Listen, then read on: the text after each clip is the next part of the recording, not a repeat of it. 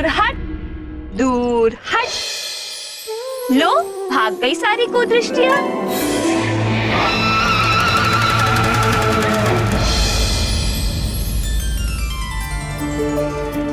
महारानी जी, युवराज को द्रोणी में नहलाइए ना, सुविधा होगी।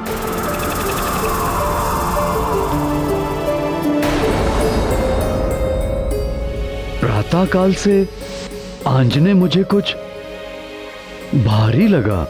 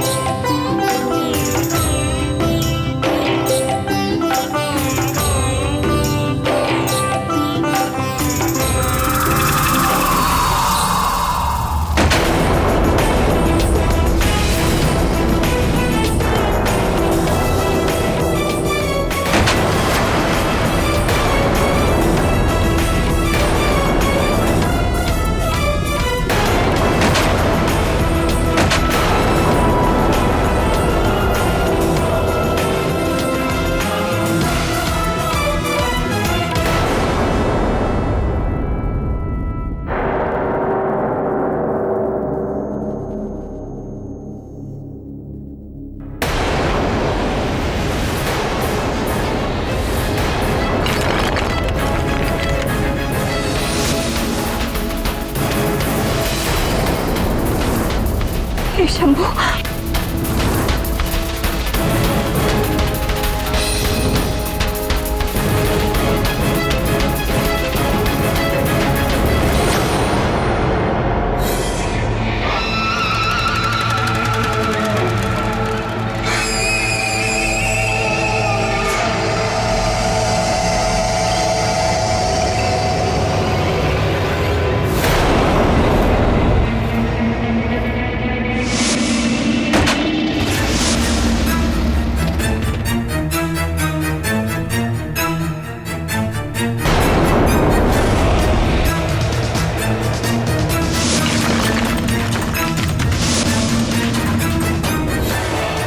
ये तो वज्रकाय है। वाली हनुमान लला के प्राण लेने के विचार से आया था। उनके प्राण लेना तो दूर, उल्टे उन्हें दो नए नाम दे बैठा, वज्रकाय और मरकट। मरकट शब्द का अर्थ है तो वानर ही, किंतु ये वानर जाति के लिए एक अपशब्द है।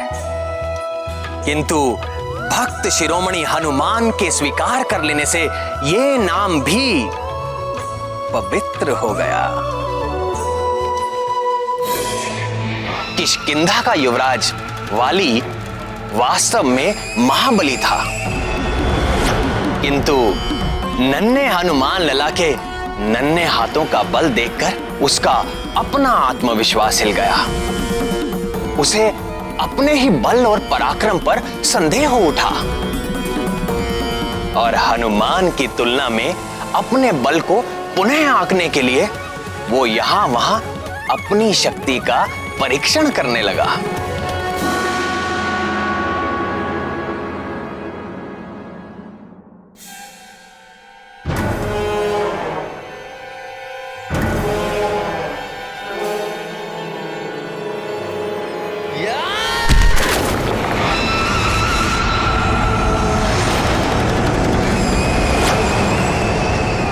मैं महानतम हूं तो मुझ महानतम को अपने बल पर संदेह क्यों हो रहा है? 100 हाथियों का बल है मुझ में, फिर भी मुझ महानतम को ऐसा क्यों लग रहा है कि उस बालक का बल मुझ महानतम के बल से कहीं अधिक है? क्यों उस बालक का बल मुझे भीतर से भयभीत कर रहा है? क्यों? हर अहंकारी जब भी किसी संत महात्मा के सामने जाता है तो उसके अहंकार का भवन डोलने लगता है। वाली को भी हनुमान लला के आगे इसी संकट का सामना करना पड़ रहा था। बजरंग बली जैसे संतों में अहंकार नहीं होता ऐसा नहीं है, उनके भीतर मेरा ईश्वरीय अहंकार होता है। अर्थात अपने अहंकार से मुक्त होकर वो मेरे असीम ज्ञान, असीम ऐश्वर्य और असीम शक्ति के अधिकारी हो जाते हैं। जिसकी कोई सीमा ही ना हो, उसकी कहां टक्कर होगी और कहां चोट लगेगी। इसी कारण हमारे हनुमान लला को चोट नहीं लगती। किंतु प्राण वल्लभ, हनुमान लला की ऐसी अद्भुत शक्ति देख अंजना और केसरी की क्या दशा हुई? चिंतित हुए, भयभीत हुए, सन्न हो गए। फिर स्मरण आया, उनका पुत्र कोई साधारण वानर पुत्र नहीं है, वो तो स्वयं ब्रह्मांड नायक भगवान भोलेनाथ का अंश है। ये स्मृति आते ही ऐसा महान शक्तिशाली पुत्र पाकर वो बार बार अपने को धन्य मानकर सुखी होने लगे। फिर भी माँ तो माँ ही होती है, अपने पुत्र की रक्षा करने के लिए सदैव आतुर। इसीलिए अंजना ने हनुमान लला के बल की किसी से चर्चा नहीं की, पर सूर्य का तेज भी किसी के छिपाए छिपता है।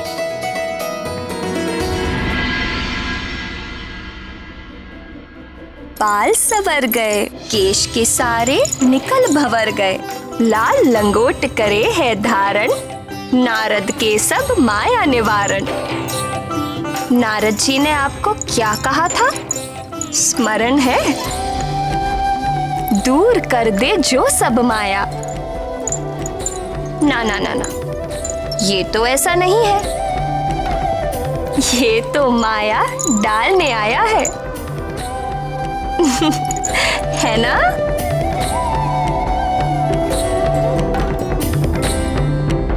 देखो प्राण प्रिय, मैं क्या लाया हूं अंजने के लिए।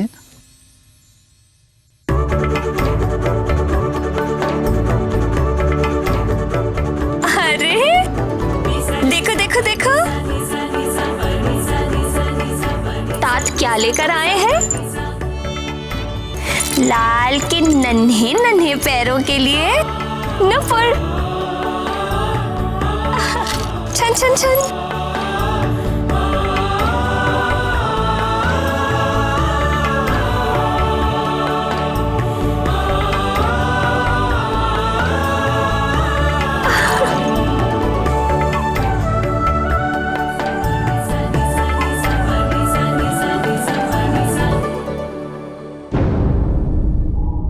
क्या कर रही हो प्रिय? देखिए ना, ये कंठहार खुल ही नहीं रहा और ये कुंडल भी। आप इन्हें खोल देंगे? कंठार कुंडल तो यहाँ पड़े हैं। ये तो आप लेकर आए हैं। ये जो इसके कंठ में है, इसके कर्ण में जो है, मैं उनकी बात कर रही हूँ। ये कैसा परिहास कर रही हो? आंजनेय के कर्ण में कोई आभूषण नहीं। देखो कंठ भी रिक्त है।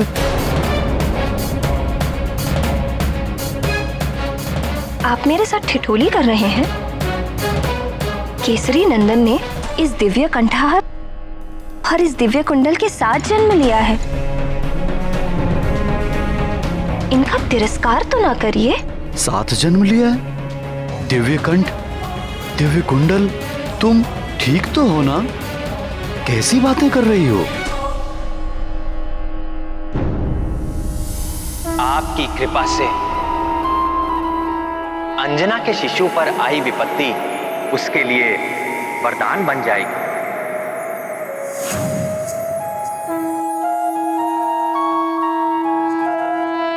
अगर ये वास्तविक है तो मुझे क्यों नहीं दिखाई दे रहा?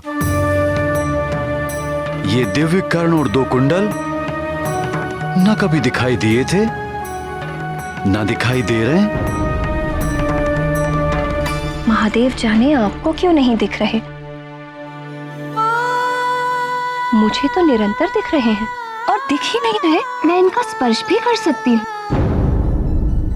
मेरे लिए ये दिव्य आभूषण उतने ही वास्तविक हैं जितने आपके द्वारा लाए ये आभूषण। तुम्हें अवश्य कुछ हो गया है प्राण प्रिय। तुम्हारा स्वास्थ्य ठीक नहीं है। कहीं वो विष का दुष्प्रभाव तो नहीं? हे शिव शंकर, अब आप मुझे विक्षिप्त समझ रहे हैं। मुझे कुछ नहीं हुआ है, आप ही को कुछ हो गया है। आप मुझ पर अविश्वास कर रहे हैं। प्रणाम। देवगुरु बृहस्पति का शुभ आगमन हुआ है। युवराज को आशीर्वाद देने के लिए पधार रहे हैं। पितामह आए हैं, जाओ उन्हें शीघ्र लेकर आओ। जी महाराज। पितामह आ रहे हैं, ये सब हम बाद में देखेंगे। चलिए पितामह का स्वागत करें।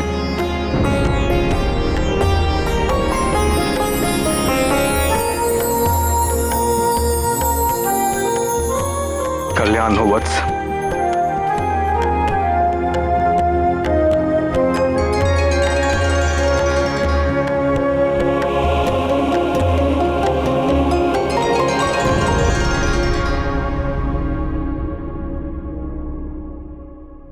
पुत्रवती भव।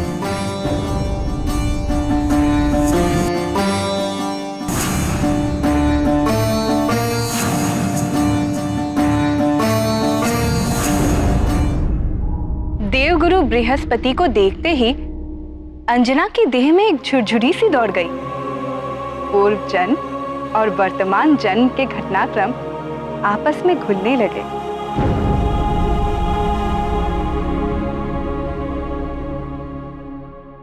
क्या हुआ पुत्री? इतनी चिंतित क्यों हो?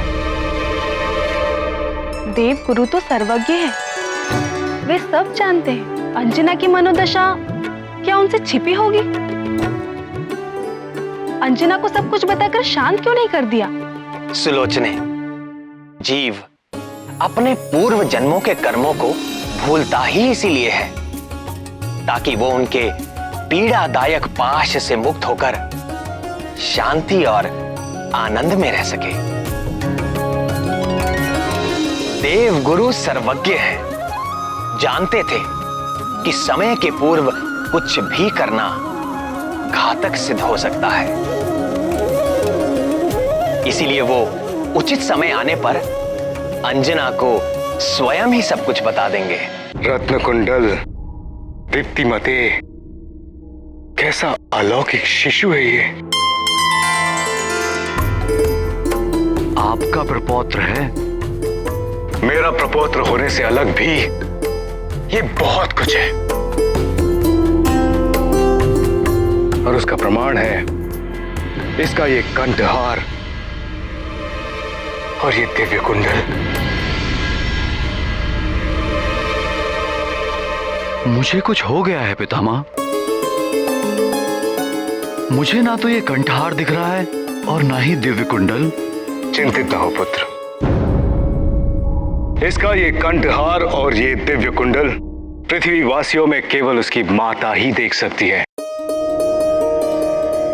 तुम्हारे अतिरिक्त जो भी इन कुंडलों को देख सकेगा वही तुम्हारे पुत्र का वो गुरु और स्वामी है। राम राम राम श्री राम राम राम राम राम राम राम श्री राम राम राम राम राम राम राम श्री राम राम राम राम राम राम राम श्री राम। जिसकी सहायता के लिए तुम्हारे दिव्य लाल का जन्म हुआ है। श्री राम श्री राम श्री राम श्री राम।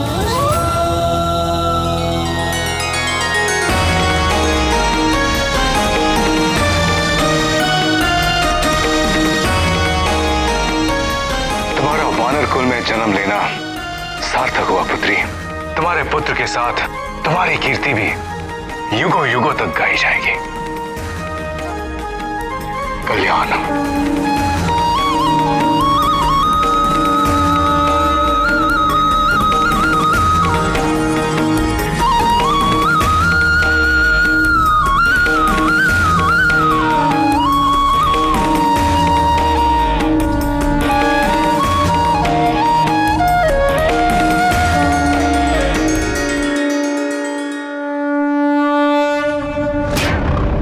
कैसे हो सकता है? ये सत्य नहीं है। एक नवजात शिशु के गिरने से चट्टान नहीं टूट सकती। चट्टान पे गिरने से हड्डी पसली टूट जाती है, किंतु चट्टान नहीं टूटती। अर्थात मैं जागते हुए स्वप्न देख रहा था, मुझे धोखा हुआ था। नहीं, ये धोखा नहीं था। मुझ महानतम की आंखें धोखा नहीं खा सकती। अर्थात मैंने जो देखा था वो सत्य था। सत्य था वो। किंतु ये कैसे संभव है? कहीं उसका शरीर वज्र का तो नहीं बना? इसीलिए मेरे दिए हुए विष का विष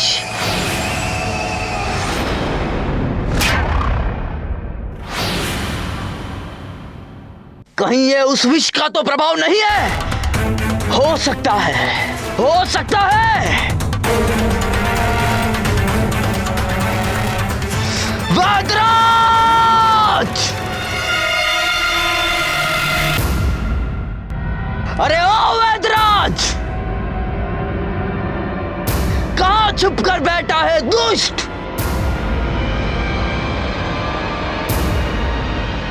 बाहर निकाल दुष्ट! मैंने कहा बाहर निकाल। या बाहर निकाल।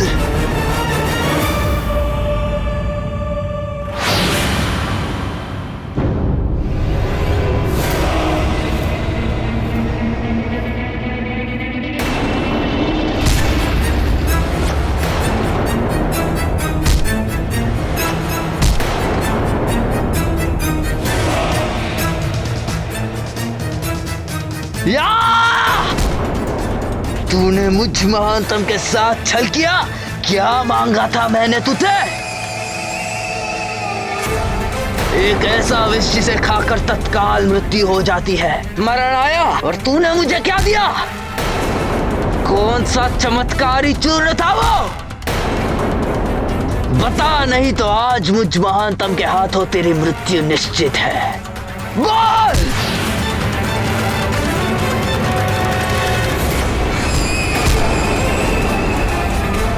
कपटी, तेरा विष खाकर तो मेरा शत्रु यमलोक नहीं पहुंचा, किंतु आज मैं तुझे बिना विष खिलाए ही तुझे पीट पीट कर यम के निकट पहुंचा दूंगा।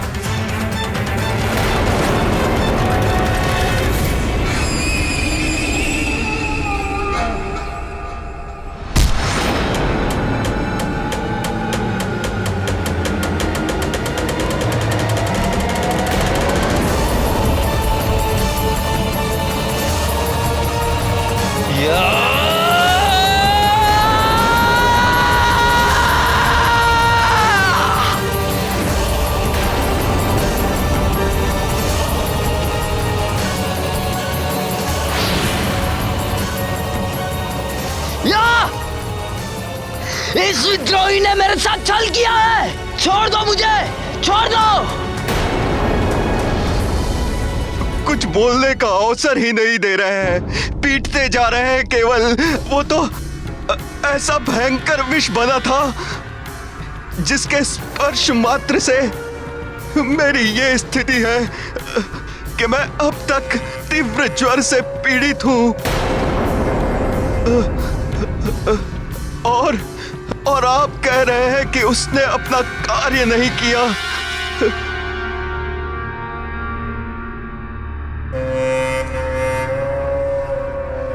ये किस विष की बात कर रहे हैं बाली भैया? किसको विष दिया? कौन जीवित रह गया? कौन है वो शत्रु?